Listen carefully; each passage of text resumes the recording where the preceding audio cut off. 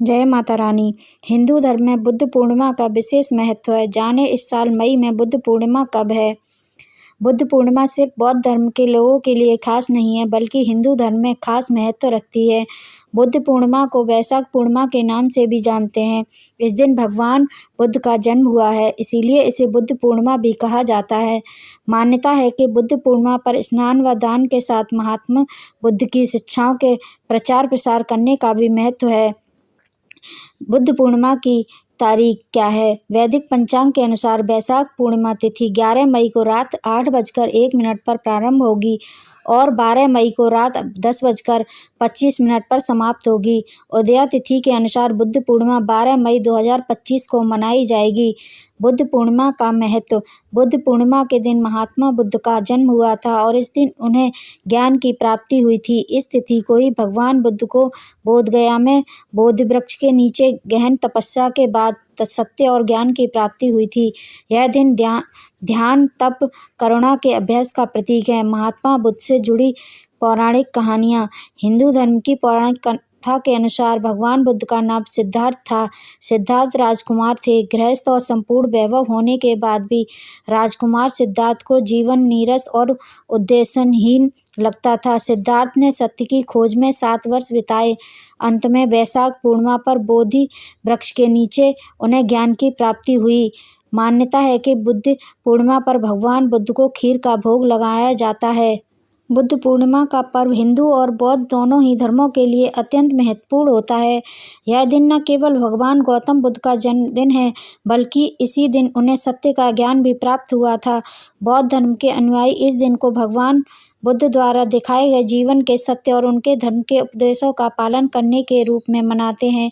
इस दिन का धार्मिक महत्व इसलिए भी बढ़ जाता है क्योंकि यह दिन आध्यात्मिक जागरूकता और मानवता की सेवा की प्रेरणा देता है। ध्यान, साधना और करुणा के साथ भगवान बुद्ध की पूजा करने से मानसिक शांति मिलती है और जीवन की परेशानियों से उबरने में मदद मिलती है।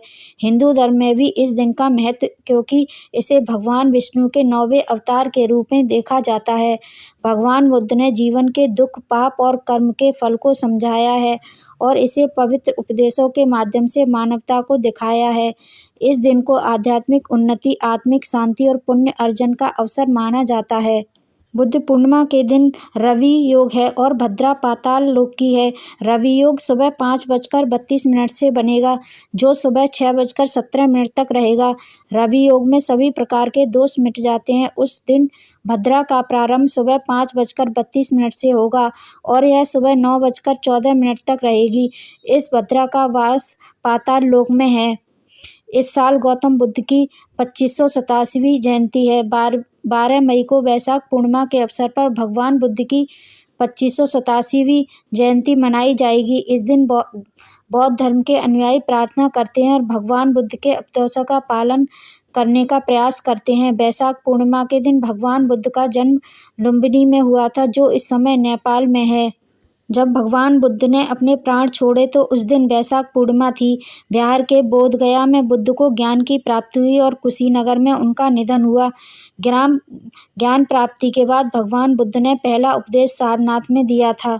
बुद्ध पूर्णिमा के दिन पवित्र नदी में स्नान और दान का बड़ा ही महत्व है। इससे व्यक्ति को जीवन में तरक्की मिलती है और खूब आगे बढ़ता है। अगर गंगा किसी पवित्र नदी में स्नान करना संभव नहीं है तो पानी में थोड़ा सा गंगाजल डालकर स्नान कर लें। साथ ही अपनी क्षमता अनुसार कुछ न कुछ दान भी अवश्य करें। वैशाख पूर्णिमा के दिन मृत्यु के देवता धर्मराज की कृपा प्राप्त करने हेतु व्रत रखने और दान करने का विधान है। इस दिन जल से भरा कलश, छाता, जूते, पंखा, सत्तू और पकवान आदि का दान करना विशेष फलदायी माना गया है। यह दान गोदान के समान फल देता है। धर्मराज की कृपा से व्यक्ति को अकाल मृत्यु का भय नहीं रहता। नारद पुराण के अनुसार इस दिन जितना अधिक दान किया जाए उतने ही सुफल प्राप्त होते हैं। भगवान बुद्ध के 4 आर्य सत्य। बुद्ध पूर्णिमा के दिन भगवान बुद्ध के जीवन की 3 प्रमुख घटनाएं जन्म, ज्ञान प्राप्ति और महापरिनिर्वाण स्मरण की जाती है। उन्होंने 4 आर्य सत्य बताए। पहला दुख है, दूसरा दुख का कारण, तीसरा दुख से मुक्ति संभव है और चौथा मुक्ति का मार्ग। बुद्ध पूर्णिमा के दिन क्या उपाय करें। पूर्णिमा के दिन माता लक्ष्मी की मूर्ति पर 11 कौड़ियाँ चढ़ाकर उन्हें हल्दी से टीका लगाएं। अगले दिन इन कौड़ियों को लाल कपड़े में बांधकर उस जगह पर रख दें जहां आपका पैसा रहता है। इससे घर में कभी भी पैसों की कमी नहीं होगी। पूर्णिमा के दिन चंद्रोदय के समय चंद्रमा को कच्चे दूध में चीनी और चावल मिलाकर ओम स्त्राय त्राय चंद्रमाय नमः या ओम एक क्ली सोमाय नमः मंत्र का जाप करते हुए अर्घ देना चाहिए। इससे घर की आर्थिक समस्या दूर हो जाती है। पूर्णिमा के दिन पीपल के पेड़ में माँ लक्ष्मी का आगमन होता है। इस दिन सुबह स्नान करने के बाद पीपल के पेड़ पर कुछ मीठा चढ़ाकर जल अर्पित करें। वैवाहिक जीवन में खुशियां लाने के लिए पूर्णिमा के दिन पति पत्नी में से किसी को चंद्रमा को अर्घ अवश्य देना चाहिए। पति पत्नी साथ में ही अर्घ दे सकते हैं। गौतम बुद्ध के बारे में। गौतम बुद्ध का जन्म राजा सुद्धोधन के घर सिद्धार्थ गौतम के रूप में हुआ था। उनका पालन पोषण बहुत ही शानदार तरीके से हुआ। चूँकि उनके जन्म के समय यह भविष्यवाणी की गई थी कि राजकुमार एक महान सम्राट बनेंगे, इसीलिए उन्हें बाहरी दुनिया से अलग रखा गया ताकि वे धार्मिक जीवन की ओर प्रभावित न हो। हालांकि 29 वर्ष की आयु में राजकुमार ने दुनिया को और अधिक देखने का फैसला किया और अपने रथ में महल के मैदान से बाहर भ्रमण करना शुरू कर दिया। अपनी यात्राओं के दौरान उन्होंने एक बूढ़े व्यक्ति, एक बीमार व्यक्ति और एक लाश को देखा। चूँकि सिद्धार्थ गौतम को बुढ़ापे, बीमार और मृत्यु के दुखों से बचाया गया था, इसीलिए उनके सारथी को उन्हें समझाना पड़ा कि वे क्या हैं। यात्रा के अंत में उन्होंने एक भिक्षु को देखा और उस व्यक्ति के शांतिपूर्ण व्यवहार से प्रभावित हुए, इसीलिए उन्होंने दुनिया में जाने का फैसला किया ताकि यह पता लगाया जा सके कि वह व्यक्ति अपने चारों ओर इतने दुखों के बावजूद इतना शांत कैसे हो सकता है। उन्होंने महल छोड़ दिया और एक भटकते वाले तपस्वी बन गए। उन्होंने अलारा का कलामा और उद्राका रामपुर के रामपुत्र के अधीन चिकित्सा का अध्ययन किया और जल्द ही उनकी प्रणालियों में महारत हासिल कर ली। वह रहस्यमय बोध के उच्च स्तर पर पहुंच गए, लेकिन जब वह असंतुष्ट थे तो वो निर्वाण की खोज में निकल पड़े, जो ज्ञान का उच्चतर स्तर है। वह एक बरगद के पेड़ के नीचे बैठ गए और ज्ञान प्राप्त करने की कोशिश की। एक बार उन्हें ज्ञान प्राप्त हो गया, उन्होंने इसके बारे में प्रचार करना शुरू कर दिया और बौद्ध धर्म की स्थापना की। त्योहारों के दिन बुद्ध पूर्णिमा की पूजा की जाती है और प्रार्थना सभाएं भी की जाती हैं। भक्त बौद्ध मंदिरों में जाते हैं और बौद्ध धर्म ग्रंथों का पाठ करते हैं, धार्मिक चर्चाओं और सामूहिक ध्यान में भाग लेते हैं।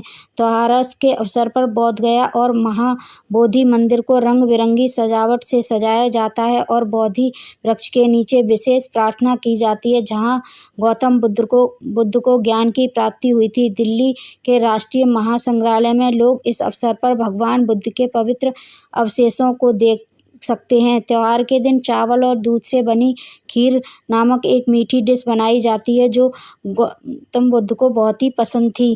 बुद्ध पूर्णिमा कैसे मनाई जाती है? कई बौद्ध मंदिर और केंद्र बुद्ध पूर्णिमा पर विशेष समारोह आयोजित करते हैं। लोग व्यक्तिगत रूप से समारोह में भाग लेते हैं। बुद्ध पूर्णिमा को फूलों और रोशनी की सजावट के साथ मनाया जाता है। लोग अपने घरों व सामुदायिक केंद्रों को फूल और रोशनी से सजाते हैं ताकि एक शांतिपूर्ण और शांत वातावरण बनाया जा सके। उम्मीद है आपको ये जानकारी पसंद आई होगी। पसंद आई तो लाइक, शेयर एंड सब्सक्राइब जरूर करें। बेल आइकन को भी प्रेस कर दें जिससे कि मेरी वीडियो सबसे पहले आपके पास पहुँच जाए। तब तक के लिए धन्यवाद। ओम नमः शिवाय। हर हर महादेव।